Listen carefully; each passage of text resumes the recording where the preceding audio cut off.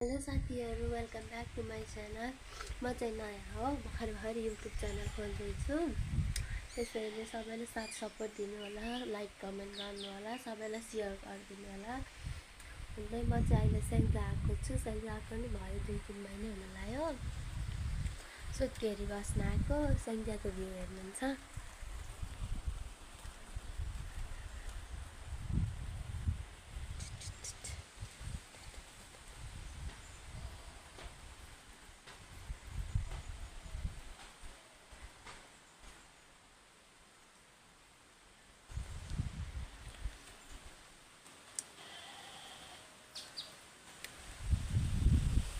यसै भन्दा आजको भिडियो चाहिँ मैले यसरी नै सुरुवात गरेको छु कि कस्तो लाग्छ मैले भर्खर बनाउन थालेको।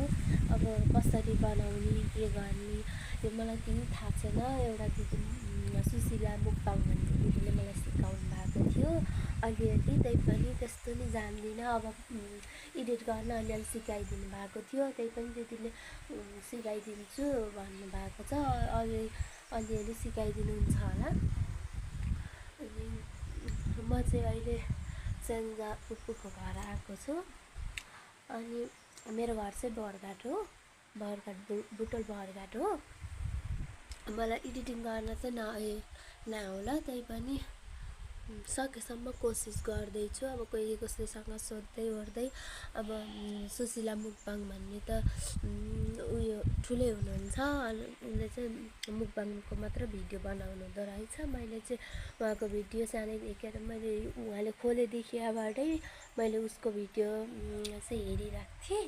अनि अनि एक दिन भिडियो हेरिरहेको थिएँ। अनि एक दिन चाहिँ फेसबुकमा फलो गर्न जाँदाखेरि फ्रेन्ड रिक्वेस्ट पनि देखेँ कि फ्रेन्ड रिक्वेस्ट गरेँ होइन। फ्रेन्ड रिक्वेस्ट गरेपछि अनि त्यहाँबाट उहाँले एक्सेप्ट पनि गर्नुभयो। मैले कति फोन गरेँ अनि अस्तिबाट बल्ल मसित बोल्न लाउनु भएको थियो। अनि त्यही भएर आजभोलि म उहाँसँगै बोल्दै ओर्दै भए पनि कसो हो उहाँले सिकाइदिनु। यतिको गर्मी छ, झन् भोलिपछि कतिको गर्मी हुँदो होला भन्छु कि अब भदौमा झन् कस्तो गर्मी हुन्छ। बरगातिर कि हालेर बसौँला भनिरहेको छु कि यहाँ पाहाडमा धरि यतिको गर्मी भइरहेको छ। अहिले त कति हो घाम चर्केको यहाँमा। यो चाहिँ सेङ्जाको भ्यू हो। कति अग्ला डाँडा काँडा खाने हेर्नु न, कति अग्ला खान। फुपूले चाहिँ अहिले चाहिँ नयाँ घर बनाउनु भएको थियो। अनि नयाँ घर यस्तो बनाउनु भएको छ कि कस्तो राम्रो छ हेर्नु।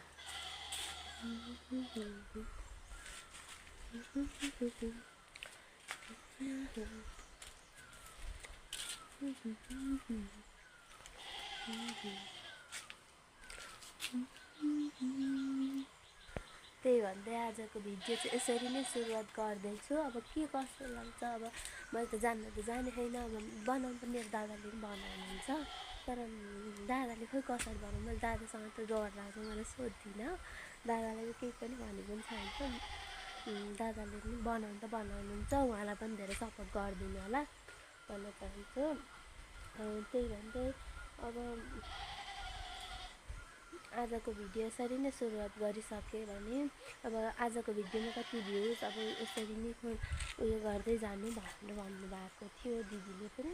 अब त्यसरी नै एक दुई दिन बनाउँदै जाऊँ के कसो हुन्छ, त्यसै गर्दै बनाउँदै जानु पर्ला भनेर नि।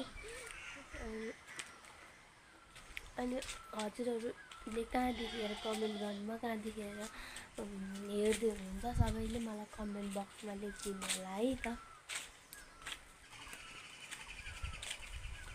मसँग त बोल्नै आउन्न के गर्नु हो।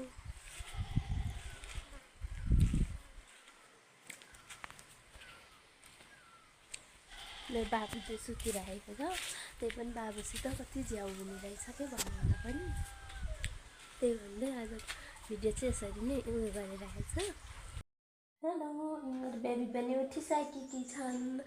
अनि बेबी पुपु खाएर बसिसक्यो। नाना कति ज्ञानी छन् मेरो बेबी।